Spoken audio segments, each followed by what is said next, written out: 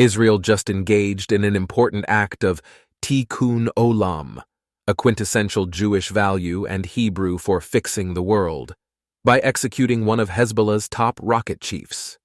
Israel just engaged in an important act of Tikkun Olam, a quintessential Jewish value and Hebrew for fixing the world, by executing Hatem al-Gamri, the head of Hamas's so-called emergency committee in the central part of Gaza. According to the IDF, al-Gamri, in addition to being head of the emergency committee in the central camps, was also an operative in the Hamas military wing, responsible for rocket fire from the Maghazi area. Last week, the Israelis also assassinated Islamic Revolutionary Guard Corps commander Mohammad Reza Zahedi, alongside 6 other members of Iran's terrorist army and at least 1 member of Hezbollah, in an Iranian consulate building in Syria. Zahedi was believed to be involved in the planning and execution of the October 7th Hamas-led massacres in Israel. Additionally, Israel recently took out one of Hezbollah's top rocket chiefs, Ali Naim, who, according to the IDF, was, quote, considered to be a significant source of knowledge in the terrorist organization and leader in the field of rockets.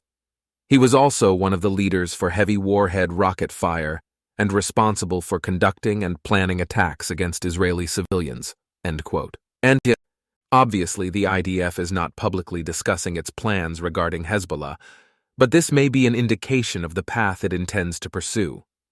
Israel does not want a two-front war, quite understandably, so it is going to take the opportunity offered by Hezbollah's ongoing aggression to degrade the genocidal Iranian proxy as much as possible until the Gaza operation is, hopefully, satisfactorily wrapped up. Given that it is almost certain that a military operation against Hezbollah of some kind is coming, targeted executions of its war criminals are probably the right way to go. Ever since Operation Wrath of God in the 1970s, which executed most of the Palestinian fiends involved in the monstrous 1972 Munich Olympics massacre, such executions have proven to be an extremely effective, perhaps the most effective, tactic against terror groups. It is not a coincidence that it's been adopted by numerous other countries, perhaps most famously by the US when Navy SEALs executed Osama bin Laden. It is pretty clear why this tactic is effective. If you want to kill a snake, cut off its head, bash out its brains. Executing terror leaders does precisely this. Terrorist groups like to cultivate an image of invulnerability, but this is nonsense. Every dead terrorist leader is a massive blow, robbing these organizations of the cunning and skills of those members with the most talent for evil. That is called repairing the world. Let's hope that Israel's execution policy soon moves on to the heads of the snake, namely Iran's terrorist leaders, in Iran's Islamic Revolutionary Guard Corps, and then the leaders of the Theo-Nazi regime themselves. Another question that has long troubled me. Why have more Jews across the world not turned to violence? Some people would like them to, and others would not. Personally, I am in favor of active but legal self-defense. Given that various Western minorities have turned to violence for a great deal less than the current wave of systemic anti-Semitism in politics, culture, and especially the educational system, it is quite odd that many Western Jews have not done so. No mosques have been vandalized or burned. No imams have been assassinated. No leftist gatherings have received bomb threats or been disrupted in any way. No mobs of Jews have been marching through major cities. No Jewish communities have rioted. There has certainly been substantial pushback against anti-Semitism, but it has been entirely legal, political, and resolutely nonviolent. This is certainly a good thing, given that the atrocities committed by anti-Semites are hardly something to be admired or emulated. Nonetheless, when compared to other communities in similar circumstances, it is anomalous and especially puzzling because the anti-Semites have been unspeakably violent for quite some time and largely gotten away with it. In the end, I do not have a good answer to this question, but I attempt to present some possibilities. One is numbers. There simply are not that many Jews in the West. As a result, they can rarely achieve the numerical mass that drives riots and other acts of violence. They also lack the dense, thickly populated communities into which they can melt in order to avoid the authorities. Another factor is class-based. Western Jews are overwhelmingly middle class and share that class law-abiding culture. To deliberately violate the law, especially in a violent way, is largely unthinkable to them. Western Jews are also well aware of the fact that they will be subjected to a double standard. Muslims and leftists can get away with things that Jews cannot. Faced with Jewish violence, the authorities will surely leap at the chance for moral equivalence and punish the perpetrators with a vehemence they would never employ against anti-Semites. To go very dark, there is also the fact that violence inherently means punishment. Some of the Jews who commit acts of violence will go to jail, and for a Jew, prison is essentially a death sentence. America's wretched prison system is dominated by anti-Semitic forces, including neo-Nazi groups, and no Jew can be sure to stay alive among them for long. This is not the case for the anti-Semites.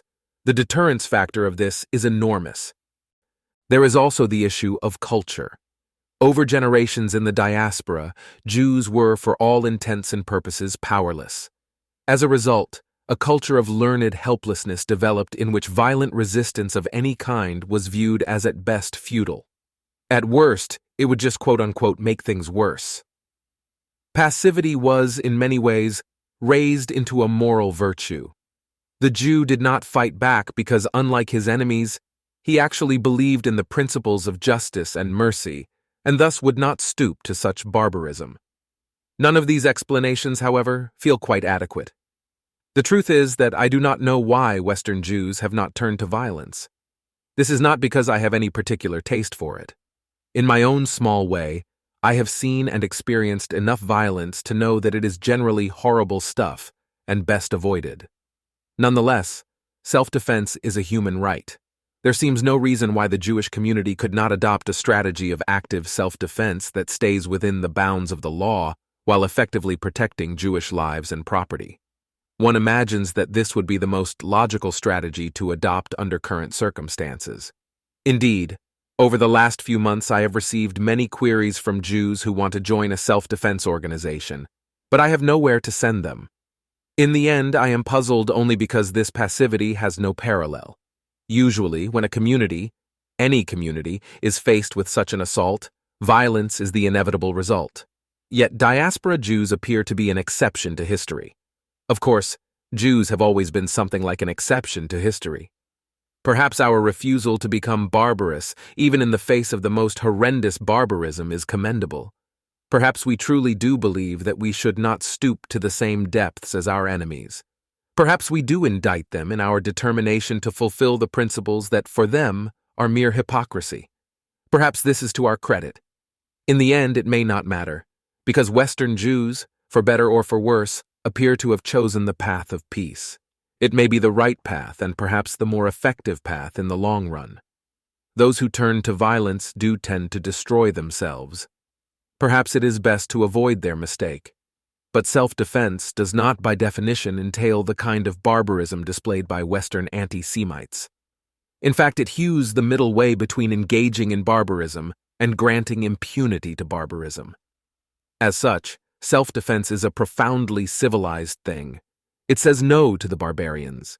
Any civilization that fails to do this cannot survive.